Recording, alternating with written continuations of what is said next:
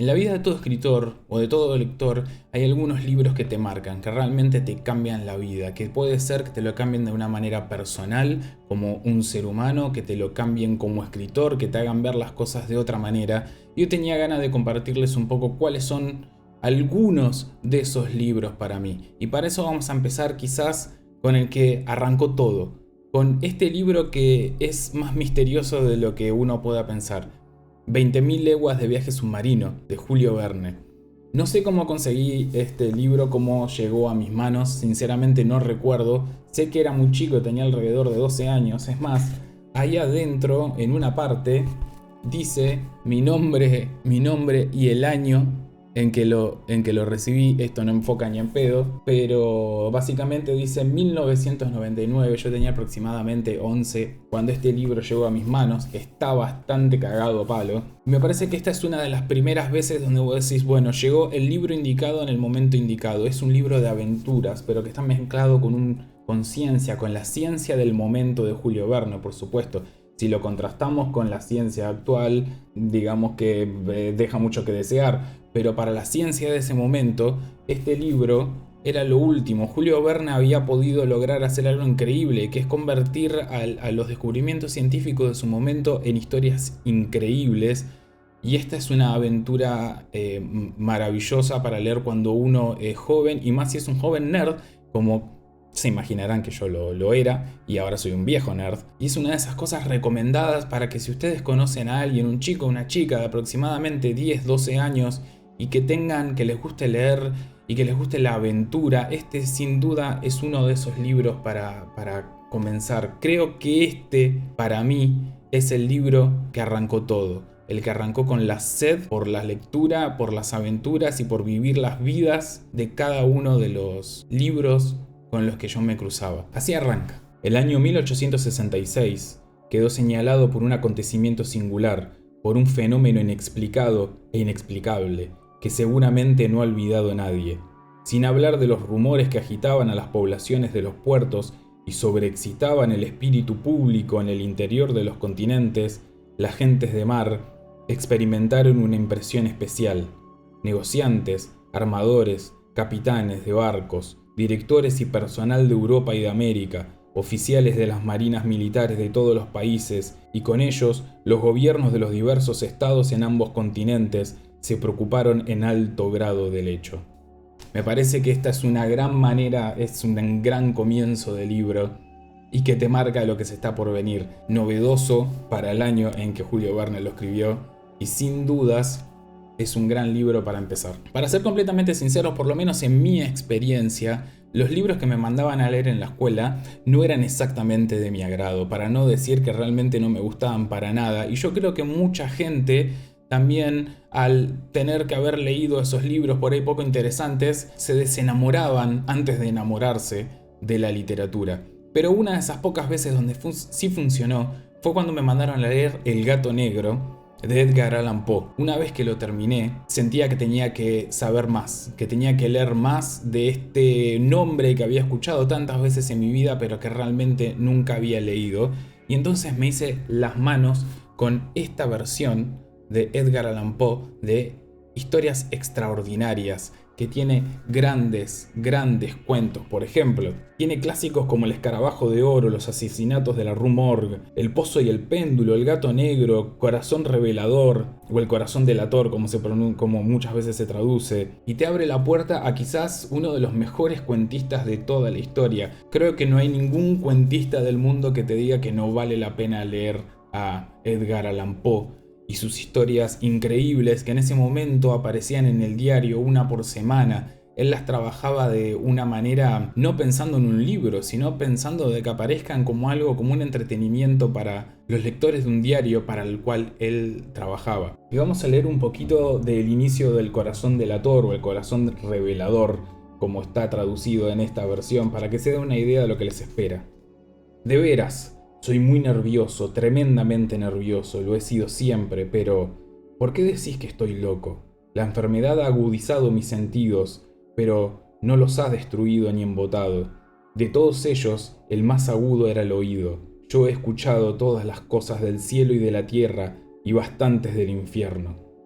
¿Cómo entonces he de estar loco? Atención, observad con qué salud, con qué calma puedo contaros toda esta historia. También es uno de esos que me llegó en un momento pivotal de mi vida. Creo que todos estos libros tienen algo en común.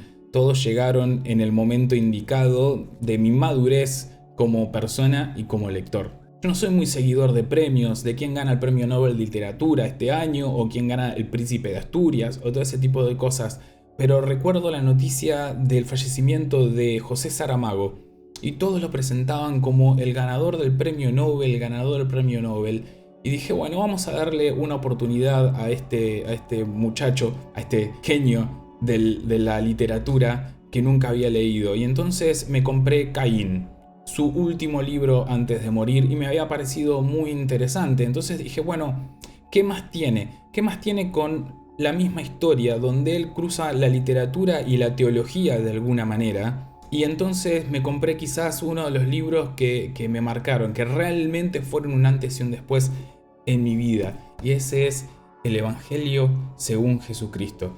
Quizás uno de los mejores libros que leí en mi vida, uno de esos libros para que se den una idea, si estaba leyendo uno de esos tantos capítulos larguísimos de José Saramago que realmente se extienden y se extienden y se extienden, y por ahí estaba viajando a algún lado y no había terminado de leer el capítulo, me bajaba del colectivo y me sentaba en alguna parada cercana para poder leer las 5 o 10 páginas que me faltaban para poder terminarlo y después realmente llegar al lugar donde tenía que ir. Así te engancha, así te lleva por la historia de Jesús, pero con la vuelta de rosca, como viéndolo más humanamente, viéndolo como una persona. Si son personas muy religiosas, quizás puedan encontrarlo de alguna manera bastante ofensivo para ustedes, pero yo lo que encontré es la historia de un ser humano y los eventos del Nuevo Testamento contados de una manera impresionante, con una naturalidad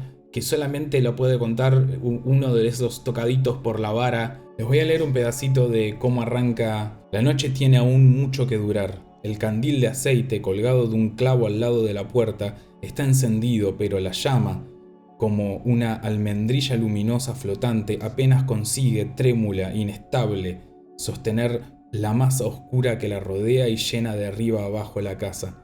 Hasta los últimos rincones, allí donde las tinieblas tan espesas parecen haberse vuelto sólidas. José despertó sobresaltado, como si alguien bruscamente lo hubiera sacudido por el hombro, pero sería la ilusión de un sueño, pronto desvanecido, que en esta casa solo vive él y la mujer que no se ha movido y duerme. Hay muy pocas veces donde creo que se puede lograr un maridaje perfecto entre la literatura y la filosofía, y creo que no soy ni el primero ni el único, y estoy seguro que estoy diciendo una gran obviedad cuando digo que el amigo Albert Camus con El extranjero es uno de esos casos donde eso sucede. Una historia que comienza con la muerte de la madre del protagonista y después te va llevando de una manera completamente sorprendente, donde uno parece al principio no poder entender dónde viene la conexión, dónde está la conexión entre lo que pasa al principio y los sucesos que se van dando a través de la novela. Una novela que, para ser sincero, me acosté una noche a leer un par de capítulos antes de irme a dormir y la terminé leyendo toda, completa, de punta a punta. Es una historia completamente atrapante donde va hilvanando la vida de un hombre que completamente normal, que de un día para el otro se ve completamente distorsionada por unos sucesos que están completamente fuera de su control. Y acá el señor Camus nos enseña un poquito que a veces la vida no va por los caminos que uno quiere, sino que se va dando de una manera incontrolable. Así arranca El extranjero. Hoy ha muerto mamá, o quizá ayer, no lo sé. Recibí un telegrama del asilo. Falleció su madre. Entierro mañana. Sentidas condolencias. Pero no quiere decir nada. Quizá haya sido ayer. El próximo libro que les voy a mostrar es uno de esos casos también donde lo enganché en el momento justo de mi vida. Quizás si lo hubiera agarrado antes no lo hubiera podido apreciar de la misma manera en que lo aprecié cuando lo leí. Pero por supuesto estoy hablando de el Aleph del señor Jorge Luis Borges, los cuentos que están metidos acá adentro, te cambian, te hacen ver las cosas de otra manera completamente diferente, un poco como el Evangelio según Jesucristo, que te hace ver los eventos del Nuevo Testamento con otra luz, desde otro punto de vista. Lo mismo logra Borges con este libro, te hace ver ciertos momentos de la historia con otros puntos de vista. Por supuesto, el laberinto del Minotauro te lo hace ver de otra manera. Hay un cuento muy bueno acerca de un policía que tiene que ir a cazar a un gaucho salvaje que resulta y termina siendo Martín Fierro. Perdón si estos son spoilers, pero realmente no importa la calidad de la textura del texto, de las letras, de las palabras, de cómo hilvana Jorge Luis Borges cada palabra una tras de la otra con una selección como si cada una de ellas hubiera sido seleccionada a mano, puesta dentro del texto sin espacio para que exista otra. Y es uno de esos libros donde uno los lee y uno termina entendiendo, sí, ¿sabes qué? Todo el mundo tiene razón, este tipo era un genio y vale la pena leerlo y leerlo varias veces, porque la primera vez uno quizás se sienta un poco sobreexcitado por la forma de escribir, y la segunda con mucha más tranquilidad uno puede empezar a ver todas las vetas, todos los vértices de los textos de Jorge Luis Borges. Quizás una de las cosas más importantes yo no lo hice en este caso, pero es leerlo con un guía, porque tiene tantas referencias literarias que algunas, cuando las captamos, nos hacen ver el texto de una manera completamente diferente, pero si se nos escapa, siguen siendo buenas historias. Uno tranquilamente no tiene que saber quién es el Martín Fierro para poder disfrutar de ese cuento, o no tiene que conocer la mitología del Minotauro para poder apreciarlo, pero si uno lo hace, si uno realmente detecta todas esas referencias literarias, algunas complejas y otras completamente inventadas, que eso es una de las cosas más maravillosas,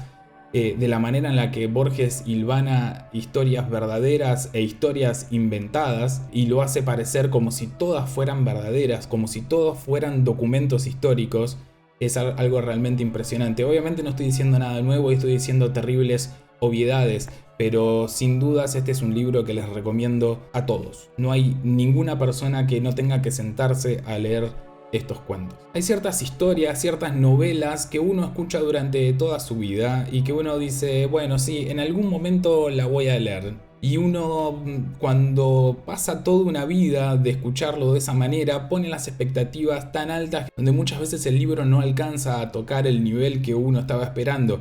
Pero hay otras veces que sí, hay otras veces donde no solamente el libro alcanza a tocar los niveles que uno estaba esperando, sino que muchas veces a superarlo, y en el camino, por lo menos para mí que me gusta escribir, hacerme cambiar completamente la forma en la que veo el texto. Uno de esos libros, 100 años de soledad, del doctor Gabriel García Márquez, el tío Gabriel García Márquez, realmente es una locura. Desde el primer texto, la forma en la que tiene García Márquez de escribir, una forma quizás que ahora se podría llamar con mucha floritura, con oraciones complejas, con estructuras complejas, con búsqueda de palabras. Obviamente la historia es completamente extraña para ciertas metodologías o para ciertas formas de contar, no tiene una estructura tan tradicional. Este es un libro que te hace leerlo de a poquito, ir llevándolo, ir entendiendo cada una de las partes, aunque si me preguntan a mí, creo que la confusión que se crea al leer este libro es completamente diseñada. No es una locura de que todos los personajes tengan nombres parecidos, y que es un poco la idea, un poco de que esto cíclico de lo que él habla durante toda la novela, lo demuestra con el nombre de los personajes también. De alguna manera, a pesar de que pasan inclusive más de 100 años, nos muestra de que siempre pasa lo mismo. El mundo cambia alrededor de las personas, pero las personas somos mucho más lentas para cambiar, para evolucionar. A pesar de que tengamos revoluciones alrededor, de que se luchen guerras, de que cambie la política, de que cambie la forma de pensar, la sociedad, muchas veces nosotros como personas seguimos siendo exactamente las mismas generaciones tras generaciones. Así arranca 100 años de soledad. Muchos años después, frente al pelotón de fusilamiento, el coronel Aureliano Buendía había de recordar aquella tarde remota en que su padre lo llevó a conocer el hielo. Macondo era entonces una aldea de 20 casas de barro y caña brava construidas a la orilla de un río de aguas diáfanas que se precipitaban por un lecho de piedras pulidas, blancas y enormes como huevos prehistóricos. Ya desde el comienzo García Márquez nos dice, che, mirá, esto es algo que viene desde tiempos inmemorables. En este caso, más que del libro en particular, a pesar de que el que elegí para arrancar se convirtió en uno de mis libros favoritos, es sobre el escritor de lo que escuché toda mi vida, Roberto Bolaño. Creo que hay una gran magia o un aura que lo rodea en el mundo de la literatura. Y entonces cuando fui a la librería y dije, bueno, quiero comprar un libro de Roberto Bolaño, el que, les voy a ser 100% sincero, el que había disponible es este libro que se llama Los Detectives Salvajes. Y es un libraco enorme, enorme. Es más, es pesado, se puede hacer ejercicio con este libro. Pero lo importante es, por supuesto, como todo libro, su contenido. Y este es una cosa espectacular, debería enseñarse en todos lados porque es un ejercicio en punto de vista. Está ensanguchado en una primera parte, una historia que finaliza en la última parte en el libro, digamos en el primer cuarto y en el último cuarto, y todo el medio son como pequeñas historias contadas en primera persona y con una capacidad para diferenciar las voces de cada una de esas personas que realmente es increíble. No les quiero contar mucho de la historia porque realmente es impresionante que ustedes vayan y participen de este libro de la misma manera que hice yo, sin saber absolutamente nada, sin saber de qué se trataba, y sorprendiéndome con cada una de las vueltas que tiene. Es un libro que igualmente te exige mucho, porque va hilvanando las historias, va hilvanando los tiempos, va cruzándose en algo que pasó más adelante y otra cosa que pasó más atrás. Cuenta la misma situación pero vista desde varios puntos de vista completamente diferentes, y cada uno de los personajes tiene su propia voz, una voz tan bien lograda que parecería que realmente lo hubieran escrito los personajes en sí y no Roberto Bolaño poniendo la voz de cada una de estas personas, porque no son personajes, son personas que parece que no estuvieron esperando a existir dentro de esta novela, sino que lo único que hizo Roberto Bolaño fue tomar una parte de su vida e ilustrarla en este texto, y es realmente uno de los libros más impresionantes que leí en mi vida. ¿Por qué impresionante? Porque más allá de lo que pasa en la historia, es impresionante la parte técnica de cómo está escrito este libro. Es realmente un estudio en literatura. Sí, la verdad que es así. Realmente no estás descubriendo absolutamente nada. Pero bueno, para mí lo fueron, y este es uno de esos libros que me cambió la vida. Me enseñó que en las historias no hay personajes. Hay personas que tienen una voz, tienen una vida antes de la historia que sucede, y que, a no ser que fallezcan en el medio de la historia, que van a continuar teniendo vida después de que vos termines de escribir el cuento, y que eso es lo importante. Conocer a cada una de esas personas a nivel íntimo, saber cómo hablan, saber cómo son físicamente, cuáles son sus expresiones, cuáles son sus nacionalidades y por lo tanto su manera de ser, y cómo cambia la nacionalidad, su manera de ser, su manera de comportarse, su manera de ver el mundo. Y me parece que en ese sentido Los Detectives Salvajes es una cosa maravillosa, impresionante. Bueno, señoras y señores, estos son algunos de los libros que a mí me marcaron la vida, que me hicieron cambiar, ya sea como persona. Quizás Camus, de una manera más filosófica, me hizo replantearme un montón de cosas de cómo uno ve a las personas que los rodean y cómo uno no conoce su historia, y quizás somos demasiado rápidos para juzgar, o quizás como el último de Roberto Bolaños, cómo es un ejercicio de escritura que realmente te hace ver cómo escribir puede ser un acto de descubrimiento también, además de creación. O por ejemplo, Julio Verne con sus historias para un niño nerd como yo era, fantásticas pero basadas en la ciencia, al mismo tiempo completamente interesantes y llenas de personajes maravillosos, te pueden abrir un nuevo mundo. ¿Quién sabe? Probablemente no estemos hablando en este momento si no hubiera llegado a mis manos de una manera que no estoy tratando de ser realismo mágico al decir no recuerdo cómo ese libro llegó a mis manos, Lo que sí recuerdo es que cuando lo terminé de leer dije, ok, esto es algo que quiero seguir haciendo. Lo importante es buscar aquellos libros que te afecten. Algunos te van a llegar en el momento correcto de tu vida y te la van a cambiar. Y otros quizás que todos te dicen este libro es maravilloso, quizás no era el momento para que lo leas. Pero esos que caen justo, esos libros, esas historias que caen justo en tu madurez como lector, en tu madurez como persona, son los que te marcan y los que te cambian. Y para mí estos son algunos de esos libros. Ahora lo que me gustaría que me digan ustedes es, ¿leyeron alguno de estos? ¿Están de acuerdo con alguno de estos libros? ¿Alguno de estos les cambió la vida a ustedes también? ¿O simplemente los leyeron, no les pasó nada? Y lo más importante, recomiéndenme cuáles son los libros que a ustedes les cambiaron la vida. ¿Cuáles son los libros en los que ustedes piensan cuando le dicen, che, ¿por qué te gusta leer? Les mando un abrazo de rock y hasta la próxima. Chau.